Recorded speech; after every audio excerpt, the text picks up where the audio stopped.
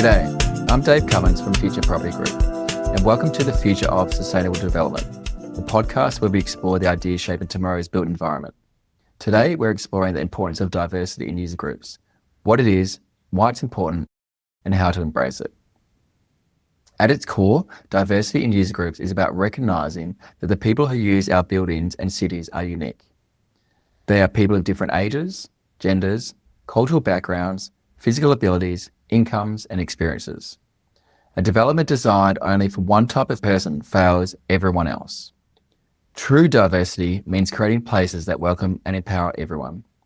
It's not about ticking a box, it is about designing for reality. The concept isn't new. The roots of inclusive design can be traced back to the 1960s, when disability advocates began pushing for accessibility as a basic human right. Their work led to building codes, mandatory ramps, lifts, and wider doors. Diversity goes way beyond accessibility.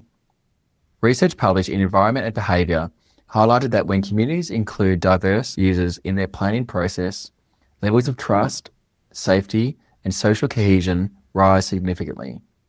Diversity is history's quiet lesson.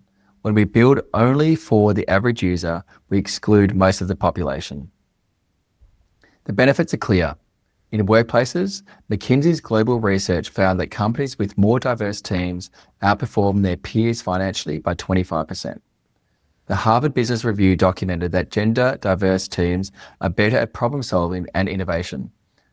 In property specifically, the Journal of Urban Development showed that mixed-use, mixed demographic neighbourhoods reported higher levels of well-being and economic resilience. Why? Because when spaces are designed for a variety of users, they attract a variety of skills, businesses, and ideas. Think about housing. The Journal of Housing Studies found that communities with socio-economic diversity were more resilient during economic downturns, maintaining higher property values and lower vacancy rates. Diversity is a stabilizer. In education, studies in American Educational Research Journal have shown that students learning in diverse environments build stronger empathy, perform better in collaborative tasks, and carry those skills into adulthood. But if the evidence is so strong, why don't we embrace diversity in more user groups? Part of it is economic inertia. Developers often focus on the more profitable segment, luxury apartments, central offices, single-family homes, and neglect broader demographics. The Journal of Planning Literature found that developments targeting only one income group are more likely to experience long-term decline and disinvestment, while mixed income projects have stronger growth. Yet short-term profit often blinds us to long-term resilience. Another reason is cultural bias. Too often, the industry designs for a default user, usually able-bodied, middle income, and male. The Journal of Transport Geography demonstrated that urban design historically prioritized commuting men over caregiving women, resulting in cities where schools, shops, and clinics were harder to access. Even today, females and elderly voices are underrepresented in design processes despite making up the majority of building users. And then there's fear of complexity. Designing for diversity can feel daunting. More user groups means more consultation, more conflicting needs, and potentially higher upfront costs. Yet the Journal of Sustainable Real Estate points out that inclusive developments often achieve high occupancy and lower churn. In other words, complexity pays off. Examples of success show us the way forward. In Australia, Barangaroo in Sydney was deliberately designed with diverse user groups in mind. It integrates business towers with affordable housing, childcare centres, Indigenous cultural spaces, and public foreshore accessibility.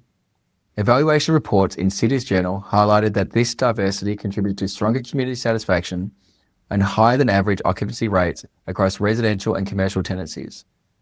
Melbourne's Federation Square is another example, an inclusive civic space used by tourists, locals, protesters, and performers alike. Globally, Singapore again stands out.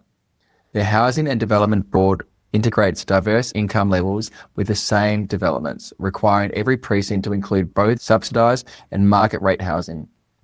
The International Journal of Housing Policy documented how this prevented the formation of ghettos, boosted social cohesion, and maintain stable property values across decades.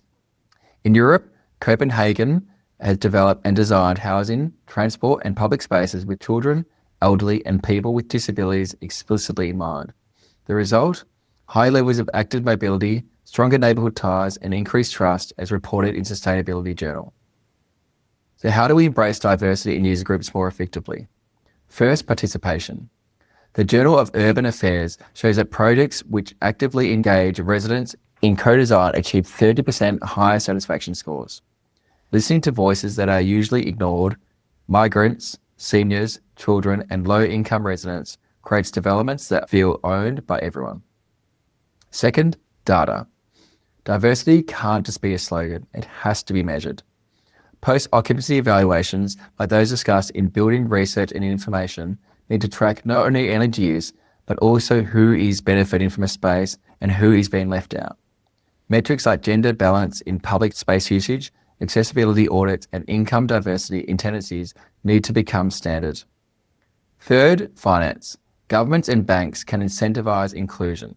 In the US, the Journal of Housing Economics found that tax incentives for mixed income housing delivered higher long-term returns than market rate purchase. Third, finance. Governments and banks can incentivize inclusion. In the US, the Journal of Housing Economics found that tax incentives for mixed income housing delivered higher long-term returns than market rate projections. If lenders reward developers for diversity, whether through low interest rates or faster approvals, the market will follow. And fourth, culture. We need to rewrite the story of success in property.